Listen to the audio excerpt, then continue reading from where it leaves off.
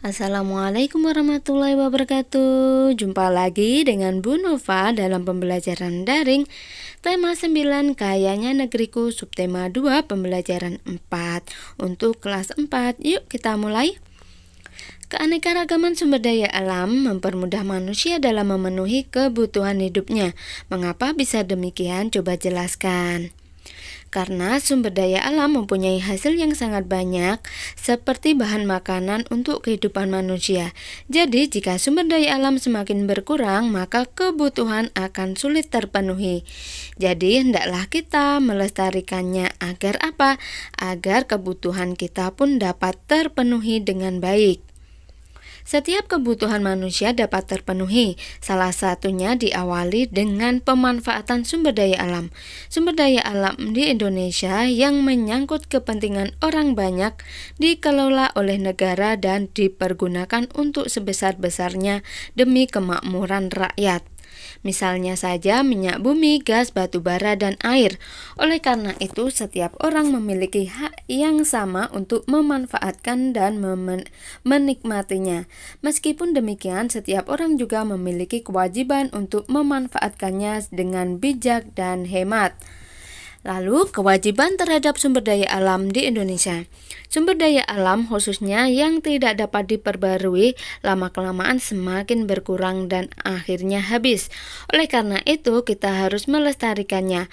Usaha pelestarian sumber daya alam merupakan kewajiban kita sebagai anggota masyarakat. Bagaimana cara melestarikannya? Yaitu dengan menghemat pemakaian sumber energi, salah satu contoh melestarikan sumber daya alam. Menghemat sumber daya alam tidak hanya berfungsi untuk melestarikannya saja. Tindakan ini juga bermanfaat untuk mengurangi bahaya kerusakan lingkungan. Contohnya penggunaan bensin sebagai bahan bakar kendaraan bermotor.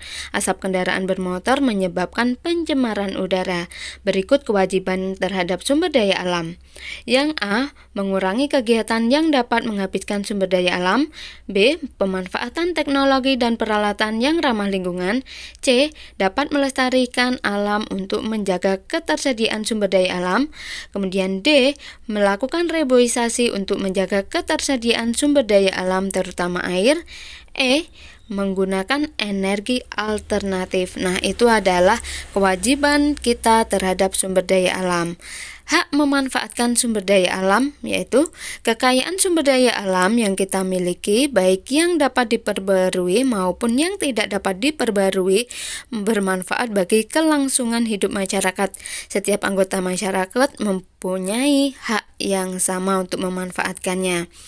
Hak untuk memanfaatkan sumber daya alam ini bisa dilakukan secara langsung maupun tidak langsung. Contoh pemanfaatan secara langsung adalah hasil pertanian yang dapat langsung dikonsumsi oleh masyarakat. Adapun pemanfaatan tidak langsung artinya hasil dari sumber daya alam tersebut harus diolah terlebih dahulu agar dapat dimanfaatkan untuk kepentingan masyarakat. Bersama temanmu, coba identifikasi perilaku orang-orang di sekitar dengan penggunaan sumber daya alam dalam kegiatan sehari-hari.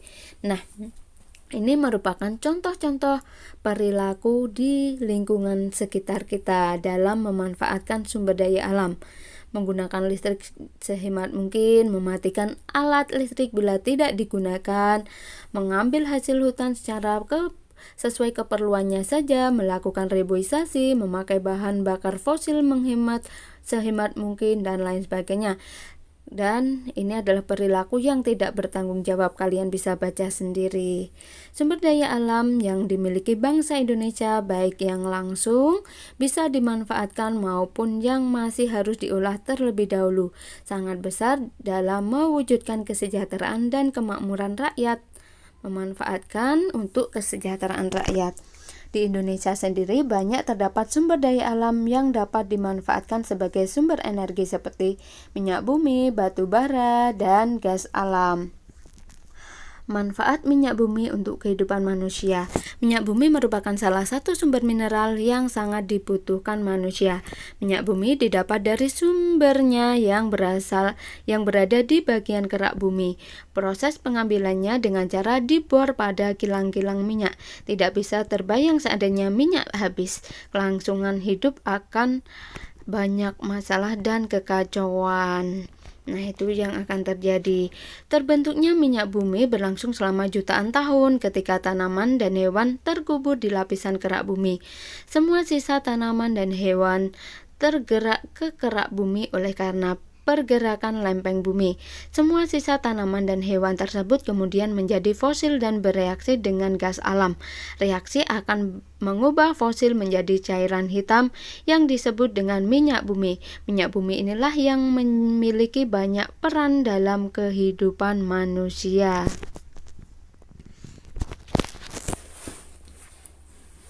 Salah satu hasil pengolahan minyak bumi adalah gas cair.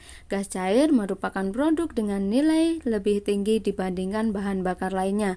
Untuk mendapatkan gas cair, minyak bumi harus diolah dan diproses dengan penyulingan dan pemurnian khusus.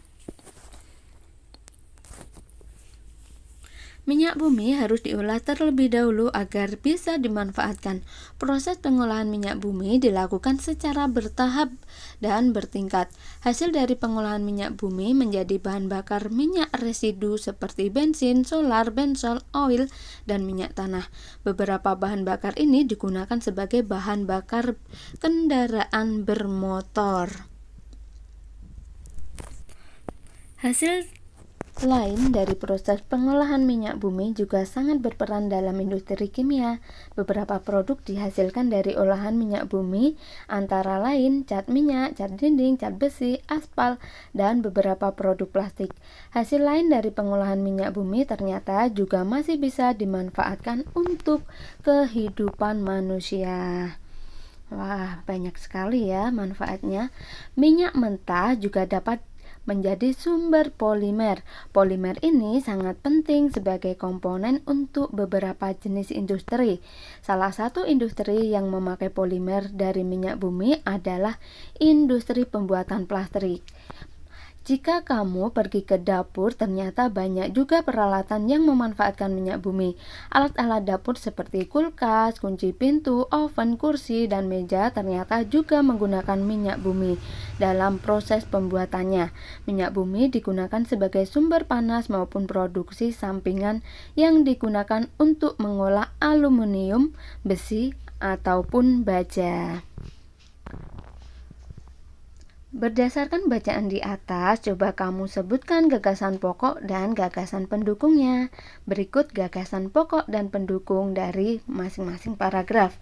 Yang pertama, paragraf pertama gagasan pokoknya, minyak bumi, mineral yang sangat dibutuhkan manusia. Nah, ini adalah gagasan pendukungnya. Yang paragraf kedua, gagasan pokoknya terbentuknya minyak bumi selama jutaan tahun. Kemudian yang ketiga, hasil pengolahan minyak bumi adalah gas cair.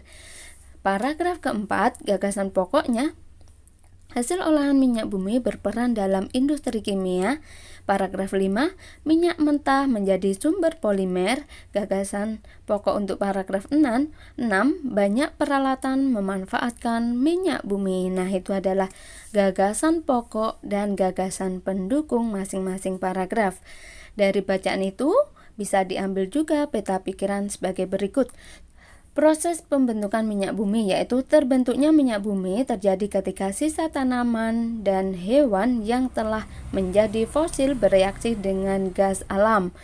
Lalu, mengapa minyak bumi tidak dapat diperbarui?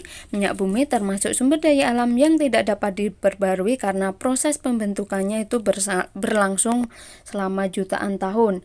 Contoh pemanfaatan minyak bumi dalam kehidupan manusia yaitu hasilnya bisa digunakan untuk bahan bakar, cat minyak, cat dinding, dan lain sebagainya. Tugas kalian hari ini adalah amati perilaku masyarakat di sekitarmu. Nah, perilaku yang bertanggung jawab dan tidak bertanggung jawab terhadap lingkungan sekitar, terhadap sumber daya alam.